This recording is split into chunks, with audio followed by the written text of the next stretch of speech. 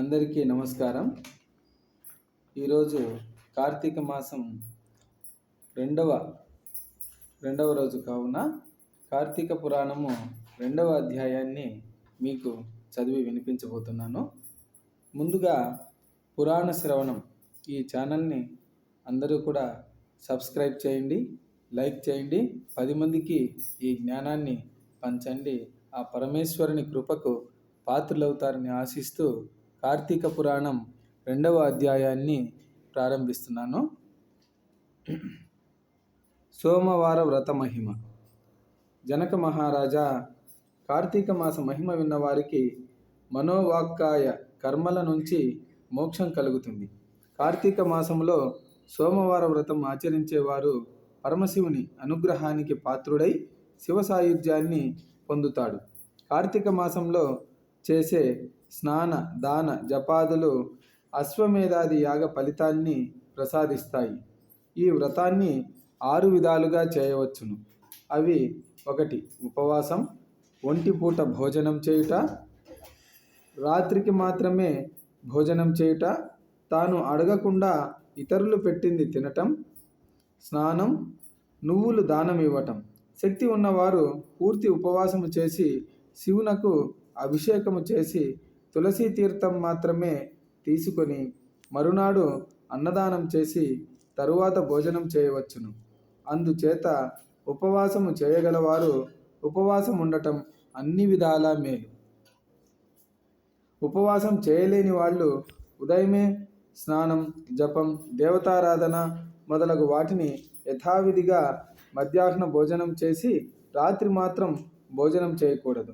పాలు, పండ్లు తీసుకోవచ్చును. ఈ విధముగా చేసేదానినే ఏకభుక్తం అందురు. 3వ పద్ధతిలో వేకువనే స్నానం, జపం, అభిషేకం, పితృదేవతారాధన చేస్తూ పగలంతా ఉపవాసం ఉండి పురాణ పఠనముతో గడిపి రాత్రి నక్షత్రాన్ని చూసిన తర్వాత భోజనం చేయవలెను. ఈ విధంగా చేస్తే దానిని నక్తం అందురు. 4వ పద్ధతిలో పగలంతా ఉపవాసం ఉండి ఎవరిని ఏమీ అడగకుండా సాయంత్రం ఎవరైనా పెట్టిన దానిని తినుట వల్ల సోమవార వ్రతం చేసినట్లవుతుంది. దీనినే అయాచిత వ్రతం అందురు. 5వ పద్ధతిలో మంత్రయుక్తముగా స్నానం, జపం మొదలగు వాటిని చేయవచ్చును. 6వ పద్ధతిలో కార్తీక సోమవారం నాడు నువ్వులు దానం చేస్తే వ్రతము చేసినట్లే అవుతుంది. నువ్వుల దానం వల్ల పాపం తొలగిపోతుంది. అందువల్ల నువ్వుల దానం చాలా మంచిది. ఈ కార్తీక మాసంలో నువ్వుల దానం, దీపదానం లాంటివి చాలా మంచి ఫలితాలను ఇస్తాయి. అనాథ స్త్రీలు ఈ వ్రతము చేయటం వల్ల విష్ణు సాయుధ్యాన్ని పొందుతారు. కార్తీక మాసంలో పగలంతా ఉపవాసం ఉండి భగవదారాధనలో కాలం గడిపి రాత్రి నక్షత్రాల్ని చూసి పిదప భోజనం చేయవలెను. ఈ విధముగా 5 సోమవారములు చేసిన వాళ్ళు శివ సాయుధ్యాన్ని పొందుతారు. ఈ 5 సోమవారాలు చేసిన వారు నమక చమక సహితంగా రుద్రాభిషేకం చేస్తూ ఉండాలి. ఈ సందర్భంలో ఒక కథ చెబుతాను, విను. ఈ కథను వింటే సకల పాపాలు పోతాయి. పూర్వం కాశీరాజ్యంలో ఒక బ్రాహ్మణుడు ఉండేవాడు. అతనికి నిష్ఠుర అనే పేరుగల ఒక కుమార్తె కలదు. ఆమె చాలా సౌందర్యవంతురాలు. అందానికి తగు విధముగా సద్గుణాలు లేవు. భయము, సిగ్గు, కులధర్మాల్ని వదిలిపెట్టి గయ్యాలిగా తయారైంది. ఇంద్రియాల్ని అదుపులో పెట్టుకోలేక వ్యభిచారిణిగా అయినది. తల్లిదండ్రులకు చెడ్డ పేరు తెచ్చింది. ఆమె తల్లిదండ్రులు నయాన భయాన మంచి మార్గంలోకి తీసుకురావాలని ఎంత ప్రయత్నించినా ఫలితం లేకపోవడంతో చివరికి ఇంటి నుంచి పంపివేశారు. సౌరాష్ట్ర దేశంలో వేదాలు, వేదాంగాలు చదువుకొని నియమనిష్టలతో మంచి సద్గుణాలతోనూ విరాజిల్లుతూ మిత్రశర్మ అనే పండితుడు ఉండేవాడు.